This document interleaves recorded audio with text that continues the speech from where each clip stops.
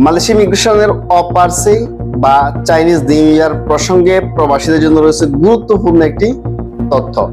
যে সমস্ত ভাই বন্ধুগণ মালয়েশিয়াতে বসবাস করতেছেন, যে আপনারা জানেন যে আর্টসে চাইনিজ নিউ ইয়ারে আপনার ছুটি ফুটতেছে এবং দূর দূরান্ত থেকে বিভিন্ন প্রদেশ থেকে প্রবাসী ভাই আপনারা ঘুরতে যাবেন বা কুয়ালালামপুরে আসবেন বা বিশেষ বিশেষ যে স্থানগুলো পর্যটক ভিড় করে ওইখানে যাবেন। তো সেক্ষেত্রে যাওয়ার আগে আপনাদের কিছু তথ্য অবশ্যই জানতে হবে।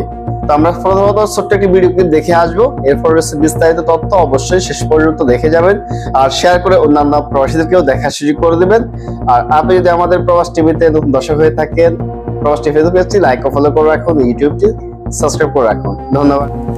Assalamualaikum, salam sejahtera. Hari ini berapa hari bulan? Hari ini 20 hari bulan Januari 2025. So, bermulanya OPHAS, Operasi Khas Tahun Baru Cina.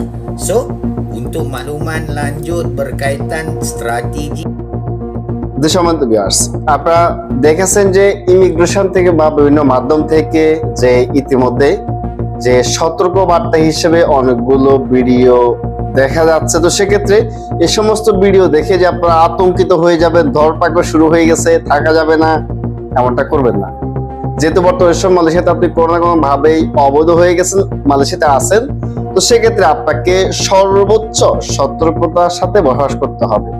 যে বর্তমান যে আসতেছে নতুন বছর চাইনিজদের, তো সেক্ষেত্রে ওই হিসেবে কিন্তু অনেকগুলো কোম্পানি 3 দিন 4 দিন পর্যন্ত ছুটি দিচ্ছে এবং ঘোরার জন্য। আর সবাই আমরা একসাথে বা চেষ্টা করি কিছু যে জায়গা থেকে ভিজিট করে আসার জন্য। তো সেক্ষেত্রে আমাদেরকে লক্ষ্য রাখতে হবে আমার হাতে ডকুমেন্ট রয়েছে কিনা, পাসপোর্ট ভিসা রয়েছে কিনা, বৈধ নথিপত্র থাকলে কিন্তু আমরা রুলস মেনেই কিন্তু আমরা যেতে পারবো। এমনকি আমরা যদি কোথাও গিয়ে বসি টাইম পাস করে আড্ডা দিই, অবশ্যই ওই সমস্ত এরিয়া নোংরা করা যাবে না বা ময়লা করা যাবে না। এবং কি আমরা অবশ্যই বাস, ট্রেন এবং অন্যান্য জায়গাতে কিন্তু চেকপোস্ট বসবে চেক করার জন্য। তো সেক্ষেত্রে ওই সমস্ত স্থানে কিন্তু আমরা সুন্দরভাবে যাতায়াত করবো, যাতে করে আমাদের কারণে অন্য কোনো নাগরিক যেন ডিস্টার্ব ফিল না করে, এই সমস্ত বিষয় আমরা একটু লক্ষ্য রাখবো।